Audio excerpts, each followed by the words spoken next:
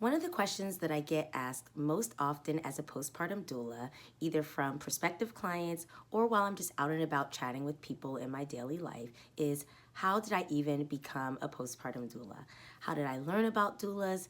How did I come to this work? What education and training do I have? And what does the journey just look like in general?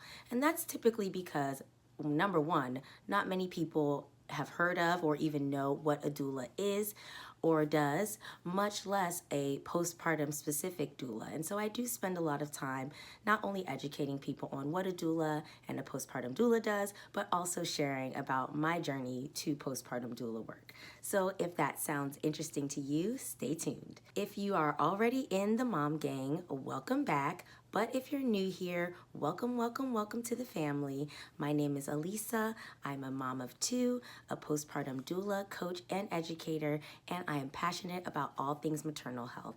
And I help new moms find clarity and confidence and beat overwhelm through planning and supporting them in their postpartum season. So let's jump right into how I became a postpartum doula, because without that, I wouldn't even be here. So when someone asks me, how long have I been a postpartum doula? I tell them that I've been working as a postpartum doula since 2011, but my journey towards becoming passionate about supporting new moms after birth started long before that.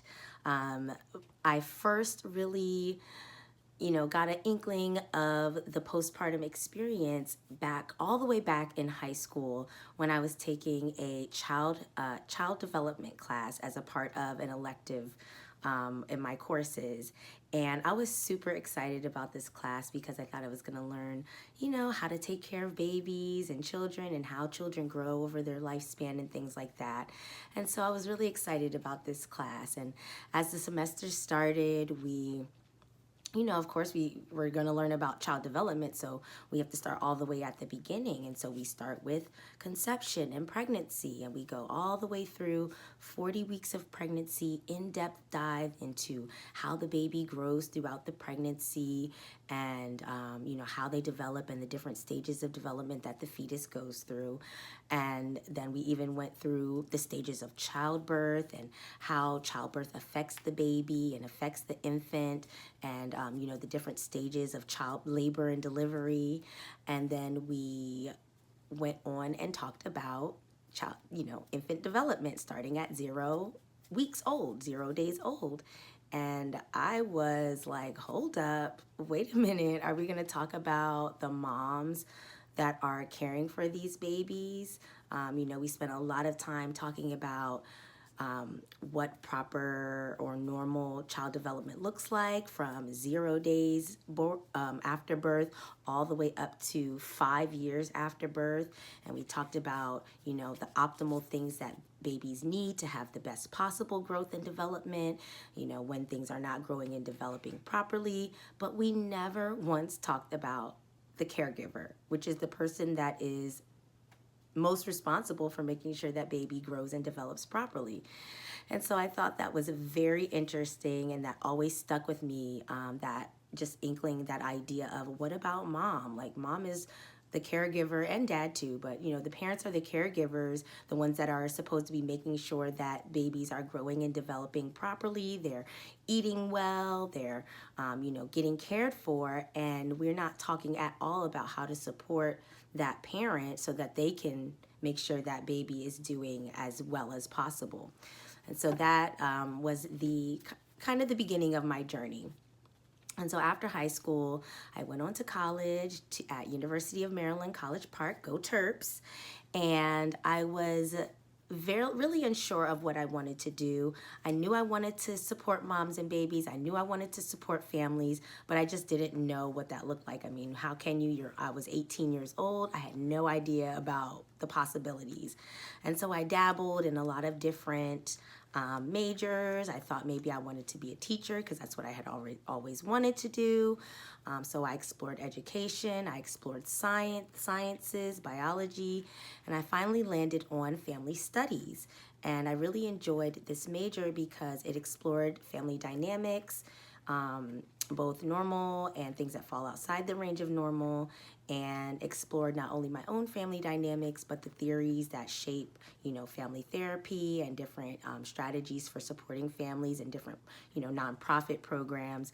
And so I really enjoyed my major. And once I settled on my major, it was great because then I went on to do internships, and I interned at some mother baby nonprofits.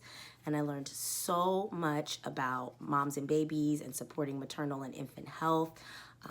I learned the ins and outs of how the nonprofit sector works, which is, primarily where you will find resources for parents, new families during pregnancy and labor and after birth. That's typically is going to be nonprofit resources and community resources. And so it was really interesting to get to learn all of that and have that type of experience. I supported new families in development, so I did a lot of researching and writing. And it really just helped to expand my mind about what the possibilities were for me as a professional going into the professional world, and how I could actually fulfill my passion of supporting new families while also making money. So after college, I graduated, so I had a little bit of mother-baby experience under my belt. I ended up landing a job as a home visitor with a nonprofit organization that supported first-time moms. And so this was really like a really great opportunity, because I was like, yes, I'm going to be able to support families. I'm going into the homes. I'm helping them, prepare for their birth. I'm helping them have healthy pregnancies, and I'm supporting them after they gave birth. I'm making sure that, they're meeting their infant feeding goals and they're healing properly, all the things that I wanted to do. But in practice, it was a little different than what I thought it was going to be. I did end up doing a lot more of like support for public services, which is, fine. It was a great learning experience. I had no problem doing this work. It was just not what I expected. I spent a lot of time helping parents navigate the social support system, helping them do paperwork. And so that was really good, because that's a foundation of the basic needs. But I did also get to help them with their feeding goals. We had a heavy emphasis on goal setting in the program, and so that was really great to be able to sit and talk with the mom about not only, their motherhood and how they're feeling and growing and developing right now, but also, what they see for themselves in the future, and helping them to take steps to get there. So that was a really great experience for me, and I did that for over 3 years. I supported 75 moms in those 3 years. I carried a caseload of 26 moms at any given time. And so it was just a really great program. And some of the parents, I did get to support them, from pregnancy all the way until their baby was 2 years old. Some of the moms I got as their babies were a little older, so I supported them from 2 to 5. So it was a really good experience for me. But, I was still wanting to do more of a deep dive into the work and supporting moms. I was wanting to be more hands-on with the ins and outs of the actual postpartum experience, and helping new moms to work on their routines, and helping them to find themselves again, and deal with the identity shifts, and helping them to cope with stress. And I did do some of those things as a home visitor, but I didn't really have a lot of time. I was seeing these families sometimes once a week for an hour, sometimes it was twice a month for an hour each visit. And so I didn't have as much time with them as, would have allowed me to do that heavy, deep work.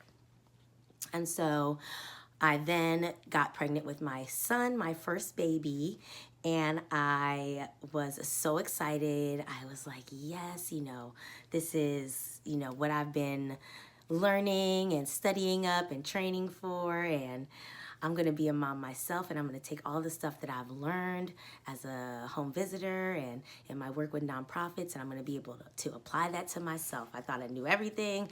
I thought I had everything, mapped out, planned out, and I was blindsided. I had a birth that I did not expect or prepare for. My birth plan was to just not have a C-section. Anything else I was cool with. And I wanted to breastfeed, and I wanted to breastfeed exclusively. So that was the extent of my postpartum plan. I I talked to my mom and my mother-in-law about, coming by to help and all those things, but I didn't really go so deep on the planning for my support network. So I didn't really have a lot of support network resources lined up ahead of time. And I was just blindsided by my recovery and all that it entailed. When you typically see like a family member or someone who has a baby, they'll have their baby and then, they kind of disappear for a little bit and you don't really see them. You may talk to them here and there. You may go by and see the baby, but they're not out and around as much as they typically are. And so, you don't really just see how intense it can be. And it was very intense for me, having to deal with my recovery, which I had a 2nd-degree tear, in addition to, trying to figure out breastfeeding and caring for my baby, and meeting my own needs each day, making sure I'm eating well and drinking enough water and showering and all that kind of stuff. And so I was really blindsided by my postpartum experience. And I was like, man, there has to be like somebody who